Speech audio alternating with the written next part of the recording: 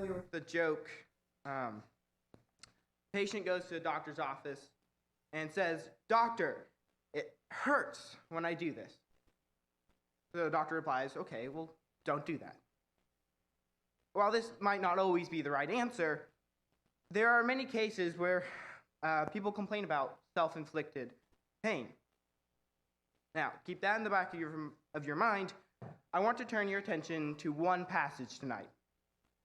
In the book of Lamentations, Jeremiah asks a question, a simple one, yet one that can change your life. Please turn to Lamentations. Lamentations in chapter 3. Lamentations chapter 3. Lamentations chapter 3, and look in verse 39. Lamentations chapter 3, verse 39. Why should a living man complain, a man, about the punishment of his sin? Why complain? Now think, what reasons could a Jew complain about the destruction of Jerusalem and his exile into Babylon? Well, simply, the destruction is tragic, miserable, upsetting, unfortunate. They could also complain about God's seeming approval of the painful circumstances. In verse 42, they say, God has not forgiven. A man might conclude, life is cruel, God is cruel, and none of it's my fault. Adam and Eve cursed this world, not me. Ever thought of that? Well, it's true on a technical level, but actually, we've all made the same mistake as Adam and Eve. And if we were put in the garden, the same thing would have happened.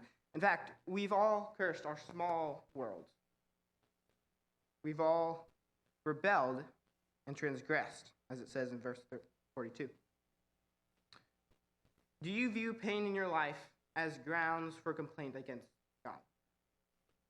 Do you think hell makes God cruel, apathetic, and unfair?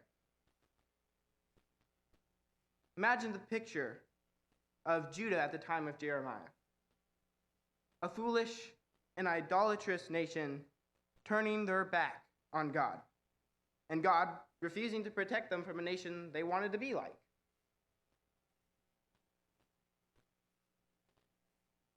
Although Jeremiah laments the ills that have befallen him and his people, he sees the true aggressor in the picture. It's not God. Why shouldn't we complain? Jeremiah answers that question. Look in verses 34 and 38. To crush underfoot all the prisoners of the earth, to deny a man justice in the presence of the Most High, and to subvert a man in his lawsuit, the Lord does not approve. Who has spoken and it came to pass, unless the Lord has commanded it? Is it not from the mouth of the Most High that good and bad come? As the Most High, God has the highest level of morality, power, wisdom, and that makes him the perfect judge over man. Can man question God's decisions? For Israel, God's decisions began as warnings. Curses for breaking the covenant. At the same time, he promised them good if they obeyed him. The reason Judah isn't experiencing this good is because they rebelled against God. Can they really complain about the turn of events? No. And another thing, complaining doesn't fix the problem. Back to the illustration with the doctor. Can you imagine how silly it is for the patient to come to the doctor listing his self-inflicted pains, expecting the doctor to fix it? The patient needs to change his behavior, not complain to the doctor for pain relief. If the doctor decided you didn't need medicine, he would be helping you change your problematic behavior. I think this is similar to how God deals with us. Look in verse 31 and 33. The Lord will not cast off forever. For though he cause grief, he will have compassion, according to the abundance of his steadfast love. For he does not afflict from his heart, or grieve the children of man. The problem is not with God. If you are experiencing consequences from your sin, don't complain. What should you do?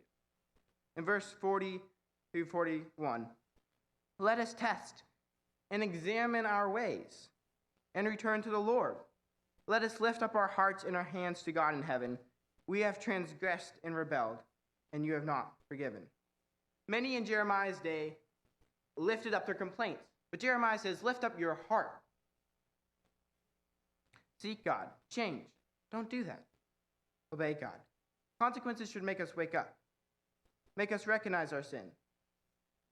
Think about the path you're on. Where are you headed?